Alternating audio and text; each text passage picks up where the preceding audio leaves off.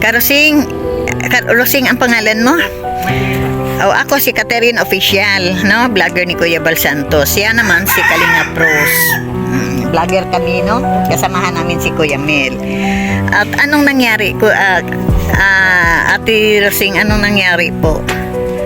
Hindi na po nagbalik si Kuya Mel. Kailan po nakapunta si Kuya Mel dito? Magbaha. Kailan pa nagbaha? January ata. Magbaha hindi ay. One time lang po. Okay. Tapos, ayun nga, interview ako. May mga ako dyan. Pinag-video yan. Ang bahay. Sabi ko, Kuya Mel, tulungan mo na ako. Ay, uuwan niya. Tulungan na niya kita. Dinalhan ko akong pagkain. Tapos, may ilang araw, may nabalitaan ako. Hindi na daw mapunta dito. Nagsiraan ako. Makapantuloy. Ano daw ang sinisira? Ay, bakit daw ako ipababahayan dito? Ay, hindi naman lang. Hindi lang pinapansin. Parang baliwala sa kanya. Sabi ko, hindi na kayo kako naawa sa akin. Pag-ulan, tinutuluan ako dito. Kaya, Anong klaseng sinisira po na kaya dahilan hindi nakabalik si Kuya Mel? yung pagkaano ko dyan ay di naman po daw sarili ko ang lupa. Pero pag interview sa akin ni Kuya Mel, naroon yung may-ari ng lupa. Kapatid ko po, yung may-ari. Pag interview sa amin, dalawa, ay sabi ng kapatid ko, okay naman po yan. Basta pabahayan mo. Yang lupa ngayon, tinitirikan mo, yun ang lupa ng kapatid mo. Opo. Nasaan ang kapatid mo? Ay, naroon po sa kabila, pista doon sa kanila. Oo, ilang taon ka na, Ate Rosing? 82 po. 82. Patingin lang daw, no? Na ipaalam naman natin ito kay Kuya Mel, no? Dito po. May agam ka pa nanay. May agum ka? Ay, wala po, matagal na itong biro. Oo. Ito, titingnan lang natin, Ate Rosing, ang iyong bahay. Opo, tingnan po. Pwede po kayong pumasok yung sa loob. Tingnan Ito po yung bahay ng isang senior citizen na ang kanyang edad po ay 82 years old. Ito lang po ang kanyang pwesto po. Ayan. Ito po ang loob ng bahay. Kuya Mel. Ayan. Naniwala siya doon. Ay, sige lang na. Pag-pray pa natin. Maliit sobra po. Malaki pang kulungan ng baboy. Ayan. Karaos-raos naman yung Oh, ito po yung bahay niya. Karton po ang bubong. dito. Ay, nabaka. Ang ganda naman ng kuko ni Ate Rosing. Ay, ano lang po yan. Ayan, ang kanyang bahay nasa lupa. Lupa lang po. Ay, hindi naman bahay po ito. Hindi naman matawag nating bahay. Oh. Dapat na pala kaya pag naulan, napagis yan. Ay, ito yun. Ayan, Kuya Bal po, mga kalingap. Ito po yun. Ang bahay ni Ate Rosing. Ayan.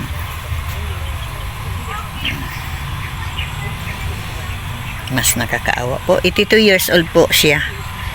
At siya po ay napuntahan pala daw ni Kuya Mel at hindi na binalikan. Noon pang January, si Kuya Mel daw nandito. Pero ipaalam natin ni Kuya Mel at mahirap na, no? Ayaw namin nang may magagalit sa amin. Ayan po ang bahay niya. Kaliit lang po.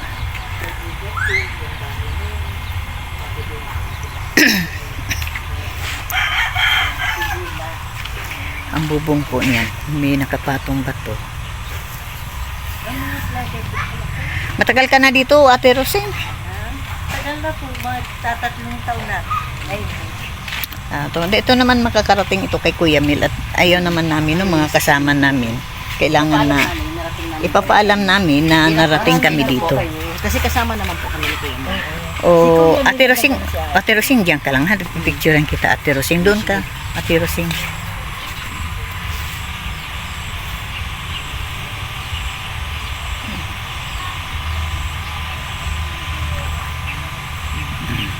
Teka ha. Ayan. Ay, Ate Rosing, manawagan ka na lang kay Kuya Bal, no? At kung ano naman ang sasabihin ni Kuya Bal dahil nakapunta na nga si Kuya Mel dito. At ipaalam naman namin kay Kuya Mel kung okay siya, no, na ano, pero ipaparating namin kay Kuya Bal, no, ang sitwasyon mo. Ayan, manawagan ka kay Kuya Bal po. Kuya Bal, maaari tulungan mo na ako. Hirap na din po ako. Ko'y lagi na lang naiyak. Kasi walang nagtutulong sa akin. Dito na ako natira sa natulong na bahay. Kaya Kuya Bal, hawa ka man po sa akin. Tulungan mo na ako. Na kahit nitid pong bahay, tatanggapin ko basta hindi lang ako abutin ng tubig. Nabaha po kasi dito. Ayan mataas niya hanggang sa may tulay. Oo, sapa na yan, no? Sapa yan. Sapa po yan. Kaya pag nabaha, Opo, kawawa si nanay. takbo dito. Opo. Ano, Kuya Mel? Sige na. Maawa ka man sa akin. Nandito kami, Kuya Mel, kay Ate Rosing. Wala yung mga anak ko po, ay parang pinakwil na nila ako at sabi wala na daw akong pakinabang. Ganon. Pero kaya ko pa man po mag-serve. Kaya lang mga anak ko ay yung mga manugang ko ang nagiging mahirap magibagayan. Kaya Kuya Bal, paruhaman. Babahayan mo na ako kahit native. Pwede na yan. Ano lang ang buhay ko. Kasi tagal pa ata akong umatay. 82 na po. Hindi pa, malakas ka pa naman. Ayan po ang bahay po, Kuya Bal. Oh. Barong-barong. Ayan, barong-barong. Sabi nga nung iba kong bahay ni Tia, parang kasiyason. Sabi ko, magtitiis ako kahit ganyan. Kasi ayaw kong magkipisan sa mga manugang ko. Gusto ko magsulot. Kaya ganun. Pero saan ka kumuha ng para pagkain mo? Bigay-bigay. Yung pagkain ko, bigay-bigay na lang.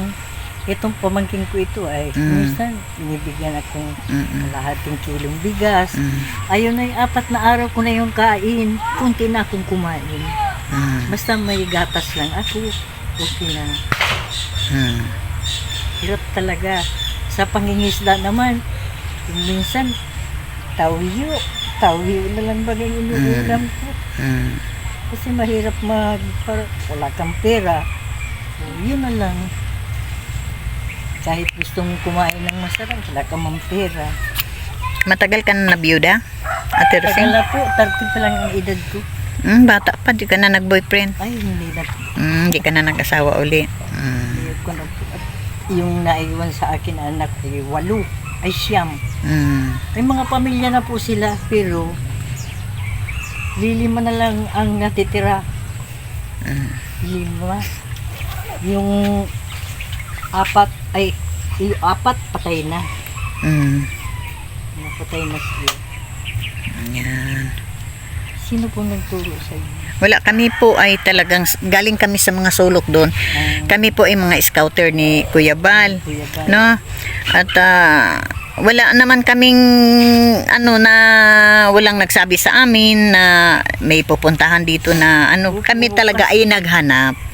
Kasi pag nakikita po kayo naninira yung dito sa labasan, naninira.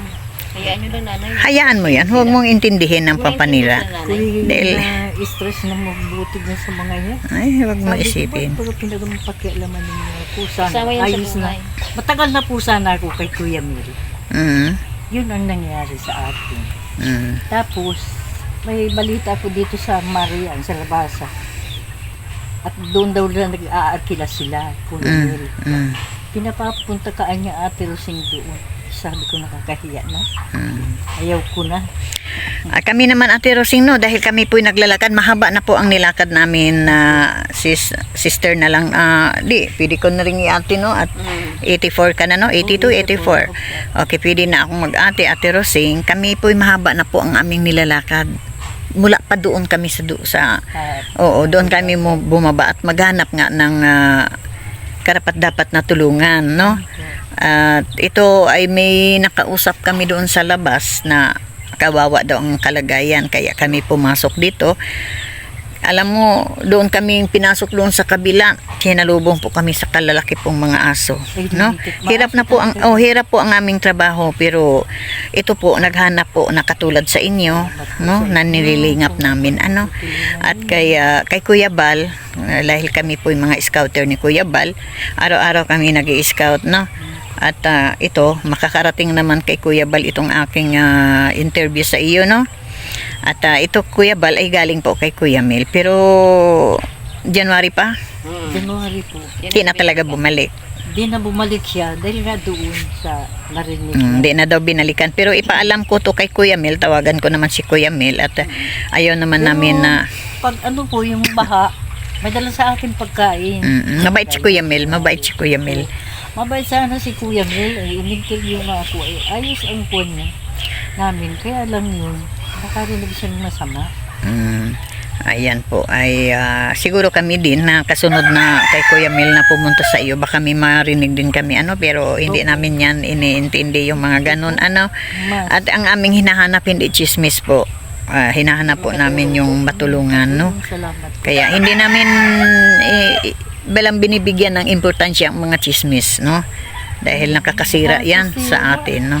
Naku, Ang amin lang ay hindi naglalalag. kung saan kami naman dalhin ng aming paa sa paghanap ng matulungan, yan naman po ay, no? At bantayan naman kami ni Lord na safe lang kami dahil ang pinasok namin po puro mga masukal na po, Sukal. no? Aso at ahas ang aming binabantayan. Kaya ito, makakarating ito, Ate Rosing, kay Kuya Bal. Salamat po. Oo, pero sabihin ko kay Kuya Bal na galing ka na kay Kuya Mel, no? Na-interview ka na kay Kuya Mel. May Pero honest ka na eh. pagka sabihin naman ni Kuya Mel, okay namang balikan namin ikaw. At sorry po ngayon na kami naglalakad po, puro may mga edad. Ang aking edad po, Ate Rosing, 66 na po. Tuloy ko ng pangalan. 66 na po. 66. Kaya di kayang bitbitin yung mga ayudang bigas, no, tag 5 kilo, di kaya sa aming lakad po, parang mabunot na po ang aming balikat po sa pagbitbit. Ngayon nakita ka na namin kahit galing ka kay Mel, pero donate lang namin sa iyo na makabitbit kami ng kunting ayuda. Salamat. Tulong na lang, no. Salamat. Sabihin ni Kuya Mel, akin yan, pero magbigay pa rin kami, no, babalik kami, Salamat. no. At at least makatulong din kami kay Kuya Mel, mabigyan ka din ng pagkain. Pero di ako mangako, di kami mangako ni Kalinga Pros Shout out po. kung anong araw kami makabalik. Basta babalikan ka namin ay. Basta babalikan ka namin. Oo. At sana naman po ay makita ito sa aking mga sponsor. Ang kalagayan po, mga silent sponsor, ang kalagayan po ni Ate Rosing po, ayan po ang kanyang bahay. Hindi naman bahay ito, no? Ayan po ang kanyang kubo na tulugan. Yan po siya makatulog, magpahinga. Ayan po, no? Ayan lupa na po. Basta lamang siya nakapagpatayo ng ganyan. Okay din. Tagal na po ako. Ayan, sana po ay matulungan po natin si Ate Rosing. Kaya kung may mga tulong man na dadating sa amin na Ate Rosing para sa iyo, ayun pa ay ipadaan namin kay Kuya Mel, no? Dahil bilang mga charity vlogger, bilang mga kalingap scouter, malaki pong respeto namin sa bawat isa, no? Okay. Hindi na bumalik si Kuya Mel. Di, alam mo si Kuya Mel, namatay pa ang biyanan niya. Naging Oo, busy. saka Umuwi po siya. nagkataon pong mayroon atang pasyente na Busy po si Kuya Mel po. Oo, nasa ospital kaya hindi niya ko makakapunta dyan. Yan, sige. So sabi ko, Kuya Mel, bakit hindi ka na nagbalik? Nanawagan din ako din sa kanya. Oo. Hanggang ngayon, wala. Oo. Sige lang, at ito naman ay mamaya pag-uwi namin, tawagan ko naman si Kuya Mel. Tawagan ko. At nga galing kami kay Ate Rosing. Salamat po. Ayan po. At Ate Rosing, marami. Nakatulog man ng maayos. Oo. O kahit, basta lang pagtulungan ka namin, o sabi ni Kuya Mel na pagtulungan na lang natin Ate Catherine, dahil kami ni Mel, close friend talaga kami ni Mel. Kami talagang magkasundo ni Mel sa, Mabait po si Kuya Mel. oo. Kaya, naman, at makarating ito sa kanya. At maraming salamat, Karosing, sa pag-uunlak mo sa amin. At siguro kayo takot sa amin at kay may mga walang ID, pero ang aming t-shirt puro po kalingap kay Kuya Bal Santos Matubang. Opo kami, Nay. Opo. Ayan na, please support po Kuya Bal Santos Matubang, kay Ate Edna Vlog at kay Kalinga Prab. At kay Kalinga Pros, tulungan po natin si Kalinga Pros na may mas kumikita na po siya sa kanyang YT. Ano? Tulungan natin si Kuya si Kalinga Pros. Please support po. Paki-like and share and dikit po. At lalo na sa inyong host na si Catherine Official. Ayan. Kung anong tulong ninyo kay Kuya Bal sa lahat, yun din ang tulong ninyo sa akin. Maraming salamat, Ate Rose. Maraming salamat and God bless. Ingat ikaw lagi dito sa iyong kubo, ha?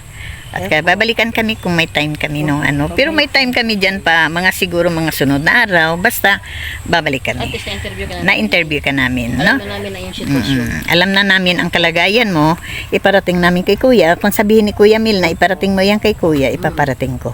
Okay, maraming salamat. Ate Rosing, ingat ikaw lagi dyan sa iyong ano, baka ikay gapangan ng ahas. Sana Opo, opo. Pray lang, Nay. Okay, ayan si Kalinga Pros. Please support naman ni Kalinga Pros. Yan. Pakisuportahan din po, Catherine Official. At nandito po kami sa barangay. Ano nga ito, Nanay? Kubang-bang. Kubangbang. Dait Cam Norte po. At ang aming pong pinuntahan mga kalingap ay kasulok-sulukan po para maglingap po tayo. Opo. God bless po sa inyong lahat mga kalingap. Ayan, maraming salamat Kalinga Pros. At sa inyong host na si Catherine Official, please support, like, and share. Paki-subscribe naman po. Ayan, maraming salamat and God bless us all. Love you. Bye-bye.